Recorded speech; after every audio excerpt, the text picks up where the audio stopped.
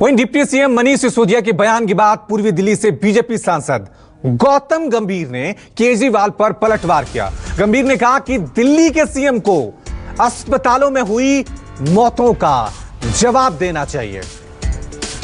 देश में इस पैनिक को क्यों क्रिएट किया गया और उस वक्त पे ये पैनिक क्रिएट किया गया जब सबको एकजुट होकर इस महामारी के खिलाफ लड़ाई लड़नी थी। जब 279 मेट्रिक टन की जरूरत थी तो आपने ये क्यों बोला गया कि आपको 1100 मेट्रिक टन की ज़रूरत है और क्यों आपने प्राइवेट हॉस्पिटल्स को ये बोला कि आप जो आपकी डिमांड है उसको इन्फ्लेट करके सेंटर को बताइए। तो इतनी घिनौनी राजनीति का जवाब देना पड़ेगा दिल्ली के मुख्यमंत्री जी को। हर चीज़ में झूठ बोल के निकल नहीं सकते हैं। तो दिल्ली में ऑक्सीजन को लेकर एक बार फिर घमासान मच गया है। कौन सही बोल रहा है, कौन झूठ बोल रहा है, यह अपने आप में बड़ा सवाल है। हमारे दो संवाददाता इस वक्त हमारे साथ बने हुए हैं। प्रभाकर मिश्रा जो सुप्रीम कोर्ट देखते हैं, वरुण सिन्हा जो दिल्ली की पॉलिटिक्स को देखते हैं। सबसे पहले प्रभाकर, मैं आपका रुख करूंगा क्योंकि यह सुप्रीम कोर्ट की रिपोर्ट का हवाला दिया जा रहा है, लेकिन मनीष सिसोदिया तो कह रहे हैं ऐसी रिपोर्ट है ही नहीं, एग्जिस्ट ही नहीं है। जिस रिपोर्ट का हवाला देकर बीजेपी ने आरोप लगाया उसे आम आदमी पार्टी ने नकार दिया। थोड़ा सा रिपोर्ट के बारे में जानकारी दें कि यह पैनल गठित किया गया था, क्या यह रिपोर्ट पेश हो चुकी है, ऑथेंटिक है? देखिए रवि, मेरे पास दो चीजें, दो दस्तावेज हैं। एक वो के रिपोर्ट कहा जा रहा है, सब कमेटी जो सुप्रीम कोर्ट ने बनाई थी, एम्स के डायरेक्टर रणदीप गुलेरिया और मैक्स के डॉक्टर थे और दो ब्यूरोक्रेट थे, उसमें दिल्ली सरकार के और केंद्र सरकार के थे, उनके द्वारा एक रिपोर्ट की कॉपी मेरे पास है। और एक हलफनामा है जो इनके बिहाफ पर इनके तरफ से सुप्रीम कोर्ट में दायर किया गया है और यही रिपोर्ट उस हलफनामे में लगाया गया है।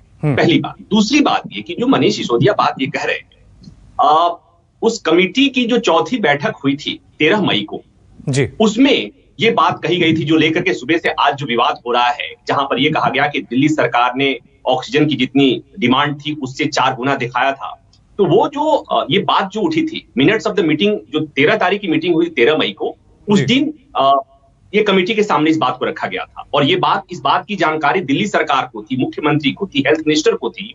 और ये जब जानकारी दी गई 13 मई को, तो 14 मई को दिल्ली सरकार की तरफ से उस बात पर, उस मिनट ऑफ मीटिंग के दौरान जो बातें हुई थी उस पर आपत्ति दर्ज कराई गई। मतलब ये कि दिल्ली सरकार को इस बात की जानकारी थी, जानकारी है कि कमेटी की रिपोर्ट, कमेटी की बैठक में इस बात पर चर्चा हुई है और यह आरोप लगाया गया है। तो ये कोई कहे कि उन्हें कुछ नहीं पता है, ये सही नहीं है, मैं इसे नहीं मानता हूं। ये दस्तावेज है, दिल्ली सरकार का कम्युनिकेशन है, कमेटी को जो चिट्ठी लिखी गई है वो न्यूज़ 24 के पास मौजूद है। इनफैक्ट ये कहें कि उस सुप्रीम कोर्ट में जो हलफनामा दायर होना है उसमें वो चिट्ठी लिखी गई है। पहली बात। दूसरी बात, जो ये बात कही जा रही है कि अभी तक कमेटी के सदस्यों ने अपना दस्तखत नहीं किया है, उस बात को भी समझना होगा। जो संदीप बुद्धिराजा जो है, जो एम्स के डॉक्टर हैं, जो इस कमेटी के मेंबर हैं, उन्होंने एक अंतरिम रिपोर्ट पर अपनी चिट्ठी लिखी है। वो चिट्ठी भी हमारे पास है, जिसमें लिखा है उन्होंने कि वो किसी मीटिंग में शामिल नहीं हुए थे और उनकी बातों को भी कंसीडर किया जाना चाहिए। तो कहने का मतलब ये है कि एक तरफ से एक ने कहा कि चिट्ठी रिपोर्ट सबमिट हुई है, रिपोर्ट आई है, दूसरे ने कहा कि रिपोर्ट नहीं आई है। लेकिन रवि, बड़ा सवाल ये है कि क्या ये सच नहीं कि दिल्ली के अस्पतालों में ऑक्सीजन के लिए लोग मरे थे?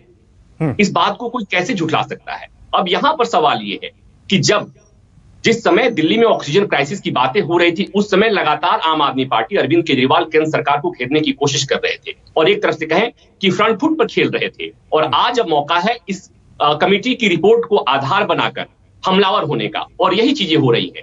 जब केंद्र सरकार उस समय बैकफुट पर थी, आज केंद्र सरकार फ्रंट फुट पे है और अरविंद केजरीवाल को घेरने की कोशिश हो रही है।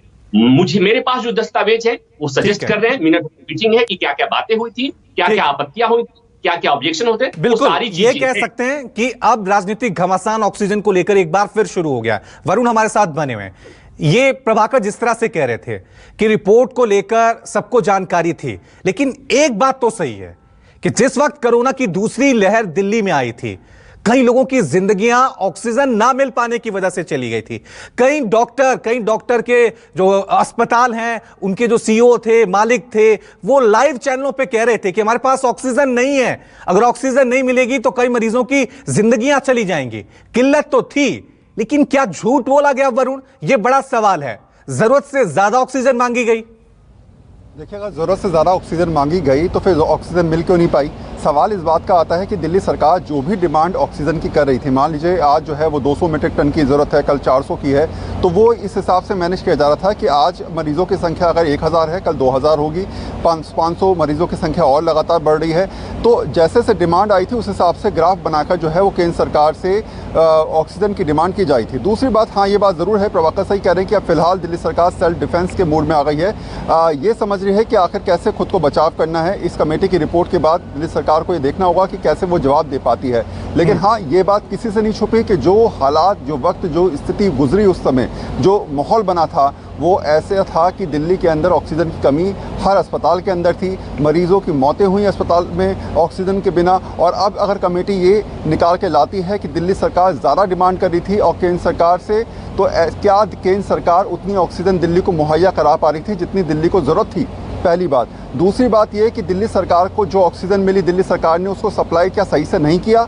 सेकंड बात। और अगर सप्लाई सही से नहीं किया तो जितनी लापरवाही है उसकी जिम्मेदारी किसकी बनती है? तो बहुत सारे सवाल अब निकल के आएंगे इस कमेटी की रिपोर्ट के बाद कि आखिर जो कुछ भी हुआ है, चाहे डिमांड ज़्यादा थी उसकी पूर्ति कम नहीं हुई, या फिर ज़्यादा डिमांड की गई और पूर्ति ज़्यादा की गई, तो ये तमाम ऐसी चीज़ें हैं जिसके सवालों के जवाब दिल्ली सरकार को भी देने पड़ेंगे और केंद्र सरकार को भी देने पड़ेंगे। बिल्कुल, इस रिपोर्ट के बाद, इस विवाद के बाद कई तरह के सवाल जो हैं वरुण वो सामने आ गए हैं, क्योंकि ये तो साफ है कि ऑक्सीजन ना मिल पाने की वजह से कई लोगों की जिंदगियां चली गई।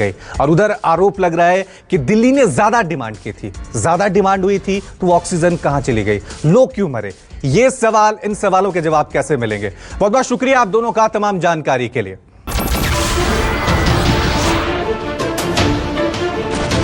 नमस्कार, मैं हूं मानक गुप्ता। अगर आपको हमारा ये वीडियो पसंद आया हो तो इसे लाइक और शेयर जरूर करें, और हां, हमें सब्सक्राइब और फॉलो करना ना भूलें ताकि आप देश और दुनिया की कोई खबर मिस ना करें। तो जुड़े रहिए हमारे साथ और देखते रहिए न्यूज़ 24।